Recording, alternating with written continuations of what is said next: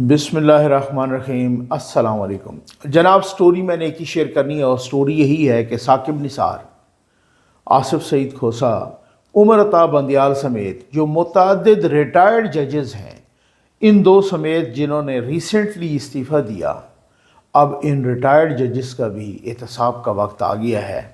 बहुत ही important development कल सामने आई है।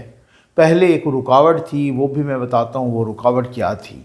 इस पे बात करनी है और बहुत ही तफसील से बात करनी है। और ये ग्रैंड हयात होटल में ज़िक्र क्यों आ रहा है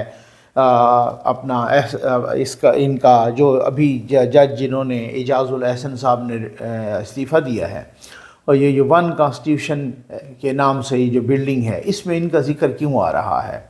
बहुत ही अहम वीडियो है। आप जल्दी से चैनल सब्सक्राइब कीजिए, जहां घंटी का निशान बना हो उसे प्रेस कीजिए ताकि हर नई आने वाली वीडियो आप तक पहुंचती रहे। हमारे वाटर प्रोजेक्ट भी चल रहे हैं और हमारे अभी इस वक्त बहुत ही ज़ोर शोर से ऑपरेशन चल रहा है। जो हम बिस्तर तकसीम कर रहे हैं उन इलाकों में, सैलाब ज़दा में, जो ठिठरा देने वाली सर्दी है, खून जमा देने वाली सर्दी है, वो लरसते हाथ, वो कांपते जिस्म गरीबों के, बेकसों के, वो आपके ताउन और अल्लाह के करम से चल रहे हैं। आ जाइए जनाब, बात ये है कि कल एक बड़ी इम्पॉर्टेंट डेवलपमेंट हुई। कल सुप्रीम जुडिशल कौंसिल का इजलास हो रहा था। अच्छा, आप सोच रहे होंगे कि सुप्रीम जुडिशल कौंसिल का इजलास क्यों हो रहा था, क्योंकि जस्टिस मुज़ाहिर अली अकबर नकवी ने तो इस्तीफ़ा दे दिया और सुप्रीम जुडिशल कौंसिल में उन्हीं के ख़िलाफ़ केस चल रहा था। तो फिर क्यों हुआ इजलास? क्या वाइंड अप करने के लिए हुआ या किसी और कुछ और के लिए? मामला ये है कि चीफ़ जस्टिस ऑफ पाकिस्तान जनाब जस्टिस कादी फ़ायद ईसा साहब ने कहा था कि ये नहीं हो सकता कि आप इदारे की साख का सत्यानाश कर जाएं और फिर चुप करके इस्तीफ़ा दे के चले जाएं। ये नहीं हो सकता। मामला आगे चलेगा, प्रोब आगे होगी, तहकीकात आगे होंगी। इसका मतलब है कि उन्होंने बता दिया कि भाई सुप्रीम जुडिशल कौंसिल अपनी कार्रवाई जारी रखेगी। कम अज़ कम वो पता तो करे कि ये जो केसेस थे ये ठीक थे या गलत थे। अभी तक तो मंतकी अंजाम तक सुप्रीम जुडिशल कौंसिल तो नहीं पहुंची थी। उससे पहले ही डर के राह फरार अख्तियार किया और जनाब मुज़ाहिर अली नकवी साहब ने इस्तीफ़ा दे दिया। उनके इस्तीफ़े के अगले ही रोज़ एजाज़ुल एहसन साहब ने भी इस्तीफ़ा दे दिया। ये जो इस्तीफ़ा आया एजाज़ुल एहसन साहब का, ये बड़ा गैर मुतवक्के था। मतलब ये तो मैंने आपको बताया था कि जान इनकी भी नहीं छूटनी, बहुत सारे केसेस हैं, लेकिन अचानक इस तरह से इस्तीफ़ा आ जाना और राह फरार अख्तियार करना, ये बड़ा गैर मुतवक्के था। अच्छा खैर, कुछ दूसरी साइड के ज़राए कह रहे हैं कि जनाब देखें इस्तीफ़े, अब इस तरह से कुछ रिटायर्ड जजों से बात हुई और वो जनाब इस्तीफ़े जो है ना, वो कह रहे हैं कि जनाब मज़ीद भी आएंगे इस ग्रुप के, और नीचे को हाई कोर्ट से या फिर को सेशन कोर्ट से, और को बड़ा आईनी बहरान पैदा करना चाहते हैं। तो मेरा नहीं ख्याल, जिन लोगों ने वही बात है गाजरें खाई हैं ना, तो फिर उनके पेट में तो मरोड़ उठेगी, उनके तो मसाइल होंगे। लेकिन बाकी ऐसे नहीं है कि कोई बंदियाली टोले की खातिर या ख़ान साहब की खातिर अपने फ्यूचर को दाव पे लगाए। अगर लगाना होता तो अब तक लगा चुके होते। तो ऐसा नहीं है कि एक सुप्रीम कोर्ट का जज है या एक हाई कोर्ट का जज है या एक सेशन जज है या एडिशनल सेशन जज है और वो कोई आईनी बहरान पैदा करे। इधर ऐसा भी नहीं है कि यहाँ से निकलेंगे तो खैर से माशाअल्लाह वो वाली बात है कि नौकरियाँ बिल्कुल ही मुफ्त बांट रही हैं। उनको भी पता है कि इसके बाद वकालत करना पड़ेगी और उसमें कितनी मुश्किल होती है। तो ये इतना आसान नहीं है। खैर, अब सुप्रीम जुडिशल कौंसिल की वो जो कॉन्स्टिट्यूशन है, वो जो तश्कील है, वो भी तब्दील हो गई, क्योंकि सुप्रीम जुडिशल कौंसिल को हेड कर रहे होते हैं चीफ़ जस्टिस ऑफ पाकिस्तान। वो उसके चेयरमैन होते हैं, जो दो सीनियर मोस्ट जजेस होते हैं, और फिर चारों हाई कोर्ट्स में जो सीनियर मोस्ट चीफ जस्टिस होते हैं ना, वो उनके मेंबर होते हैं। तो ये टोटल मेंबर होते हैं 5। अब इससे पहले जब तक एजाज़ुल एहसन साहब ने इस्तीफ़ा नहीं दिया था, तो फिर कादी फ़ायद ईसा और फिर सरदार तारिक और फिर एजाज़ुल एहसन, और ये मतलब उसके मेंबर थे, और एक सीनियर मोस्ट अमीर भट्टी साहब जो कि जस्टिस अमीर भट्टी लाहौर हाई कोर्ट के, और जस्टिस नईम अख्तर अफ़गान वो बलूचिस्तान हाई कोर्ट के। तो ये 5 बनते हैं और ये तब्दील होते रहते हैं। अब मसलन किसी वक्त خیبر پختونخوا کا چیف جسٹس ہو جاتا ہے، کبھی کسی وقت سندھ ہائی کورٹ کا وہ چیف جسٹس ہو جاتا ہے، پشاور ہائی کورٹ کا ہو جاتا ہے، وغیرہ وغیرہ، ٹھیک ہے۔ تو اب جیسے ہی اعجاز الاحسن صاحب نے استعفیٰ دیا تو پھر سپریم جوڈیشل کونسل کی وہ جو کانسٹیٹیوشن ہے وہ بھی تبدیل ہونی تھی، کیونکہ ان کی جگہ پہ کوئی جج تو آنا تھا، تو ان کی جگہ پہ جج آئے ہیں منصور علی شاہ صاحب، اور منصور علی شاہ صاحب اب قاضی فائز عیسیٰ کے بعد 3 سالوں کے لیے، 3 سال اور 1 مہینے کے لیے وہ چیف جسٹس رہیں گے، ٹھیک ہے۔ اچھا، اب بات یہ ہے، اس کے علاوہ میں اور بھی آپ کو نیکسٹ ویڈیوز میں بڑی ایکسکلوسیو نیوز بتاؤں گا، لیکن اس وقت بڑی امپارٹنٹ خبر ہے۔ کل جب سپریم جوڈیشل کونسل کی کارروائی شروع ہوئی تو اس وقت اٹارنی جنرل بھی تھے، اور اس وقت چونکہ خواجہ حارث ہیں جناب مظاہر علی نقوی صاحب کے وکیل، تو وہ تو ابھی پہنچے نہیں تھے، تو ان کے جونیئر نے خواجہ حارث کا بتایا کہ جی بس وہ ابھی پہنچنے والے ہیں، اور ان کا ایک پیغام پڑھ کے سنایا، اور خواجہ حارث کا ایک نوٹ پڑھ کے سنایا، اور اس میں لکھا تھا کہ جی سپریم جوڈیشل کونسل صرف سرونگ جج کا احتساب کر سکتی ہے، لیکن ریٹائرڈ جج کے خلاف وہ کچھ نہیں کر سکتی۔ اچھا، اس میں حقیقت بھی ہے، اور وہ حقیقت کیا ہے وہ بھی میں آپ کو بتاتا ہوں۔ ایک کیس ہے، ابھی ریسنٹلی کچھ مہینے پہلے اس کا فیصلہ آیا۔ فیصلہ دینے والے کون تھے؟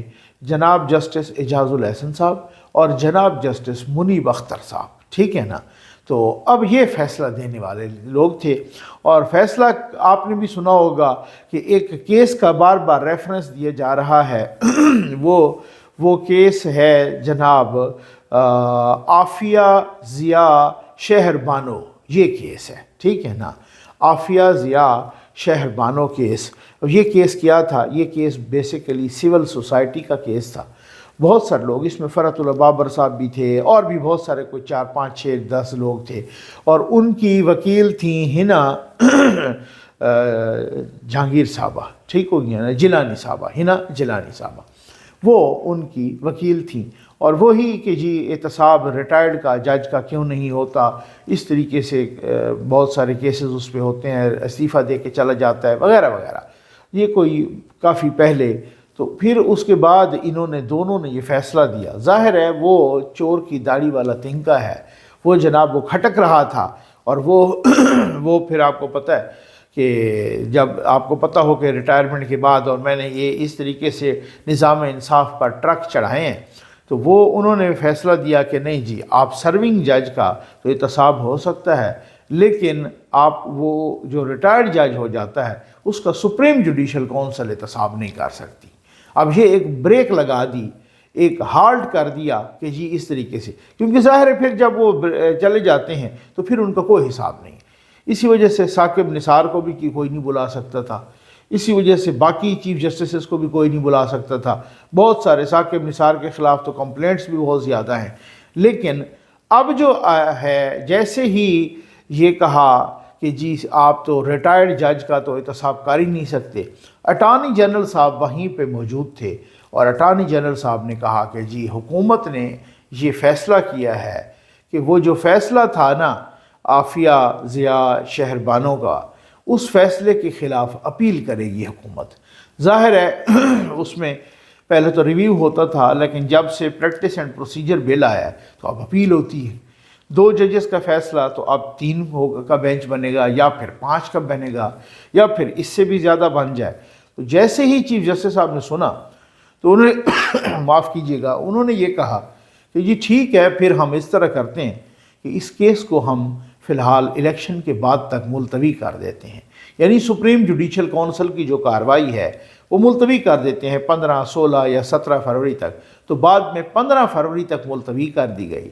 اب جب اپیل کرے گی حکومت، ہو سکتا ہے آج کل پرسوں میں اور ہفتے بعد حکومت پاکستان اپیل کر دے اس کیس کے خلاف، بینچ بڑا بن جائے، اور اگر وہی فیصلہ آ جاتا ہے کہ جی یہ غلط ہوا، اور جو ریٹائرڈ، اب جیسے کہ ریمارکس آئے ہیں چیف جسٹس صاحب کے بھی کہ یہ نہیں ہو سکتا کہ آپ ستیہ ناش کر کے چلے جائیں اور پھر صرف استعفے سے آپ کی جان چھوٹ جائے، تو یہ نہیں ہوگا، ٹھیک ہے نا، پتہ کرانا پڑے گا، دودھ کا دودھ اور پانی کا پانی کرنا پڑے گا کہ وہ کیسز جو آپ کے خلاف تھے یا ہیں ان میں سچائی کتنی ہے۔ تو یہ بہت اچھی بات ہے، اور اگر بینچ بنتا ہے اور اس کیس کو اڑا دیا جاتا ہے، اور اس آرڈر کو، اس فیصلے کو اڑا دیا جاتا ہے کہ ریٹائرڈ کا احتساب نہیں ہو سکتا، اور اگر سپریم کورٹ آف پاکستان کا لارجر بینچ یہ فیصلہ کرتا ہے کہ جی ان کا بھی احتساب ہو سکتا ہے، پھر تو خیر نہیں ہے، پھر تو آپ کو اچھی طرح سے معلوم ہے کہ ثاقب ناصور المعروف بابا زحمتہ وہ بھی جائے گا،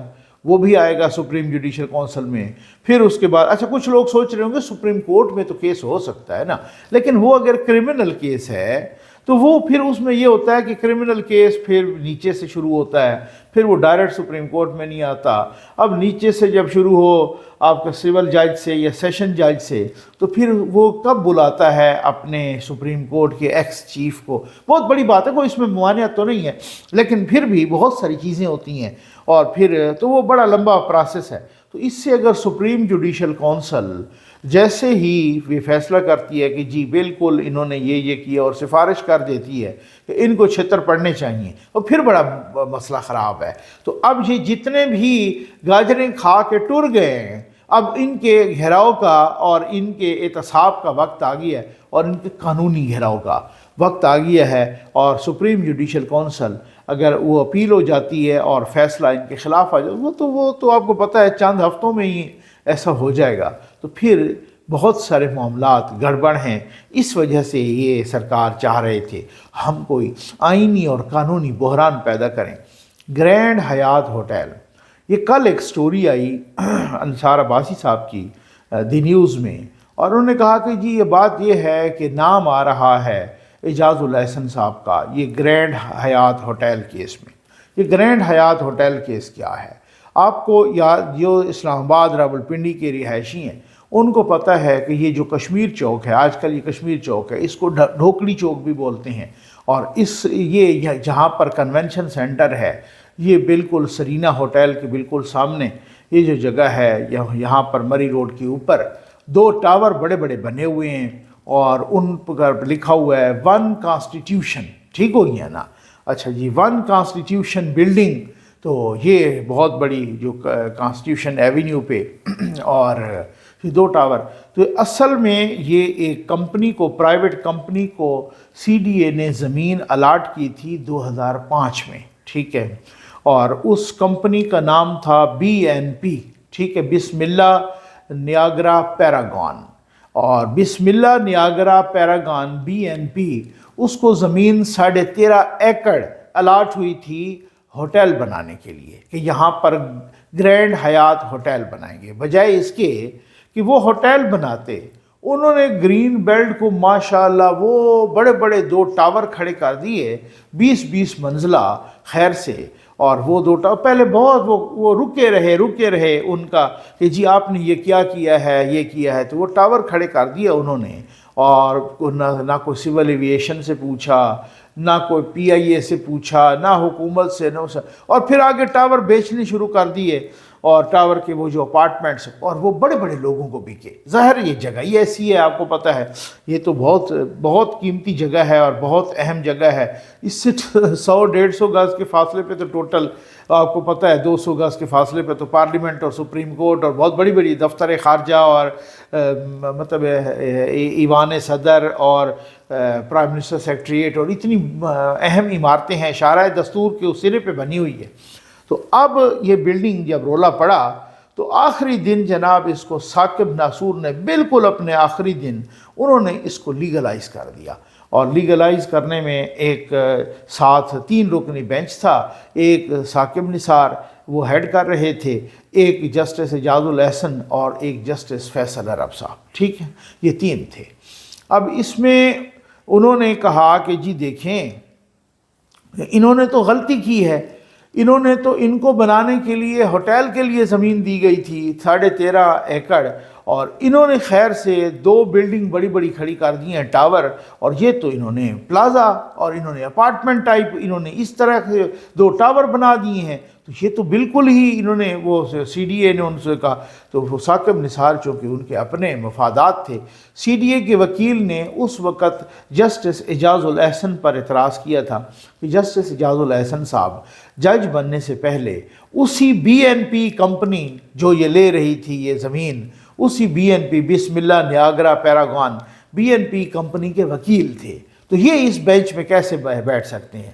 साकिब नासूर ने फिर, चूँकि आपको पता है वो एका किया हुआ था, वो पार्टी थी पूरी, वो साकिब नासूर पहले एक जलसे एक सेमिनार में भी कह चुके कि इनको मैं प्यार से इजाज़ जी कहता हूँ। ये है मेरे पास वीडियो, मैं आपको कभी दिखाऊंगा। और मैंने अपनी भाभी को फ़ोन किया, यानी कि इजाज़ुल एहसन साहब की मिसेस का कह रहे थे, तो मैंने उनसे कहा कि ये कुछ दिनों के लिए मुझे मुस्तार दे दें, और जो कि हमने ये कर, यानी हमने वो तो उन्होंने कहा हम खिदमत करना चाहते हैं पाकिस्तान की, लेकिन वो सत्यानाश में हम करना चाहते हैं और इस तरीके से मुल्क का, तो इस वजह से आप मुझे ये मुस्तार ले लें। तो उन्होंने कहा जी आप ले लें, ठीक है। तो ये इस तरीके के तमाशे किए गए हैं इस मुल्क के साथ।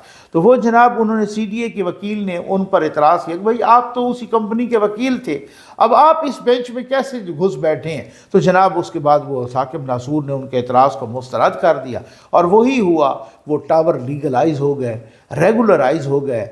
अब उससे मुतल्लिक बताया गया था कि जी देखें आपने जो पुठे काम किए हैं वो अब घेरा तंग हो रहा है, और ग्रैंड हयात होटल वाले सिलसिले में भी उनको बता दिया गया कि ये वाली सूरत हाल है। इसी डर से, और कुछ और भी उन पे केसेस जो घेरा तंग हो रहा था, इसी डर से इजाज़ुल एहसन साहब वो इस्तीफ़ा दे गए। लेकिन बात वही है कि कहते हैं ना, अब तो घबरा के ये कहते हैं कि मर जाएंगे, मर के भी चैन न पाया तो किधर जाएंगे।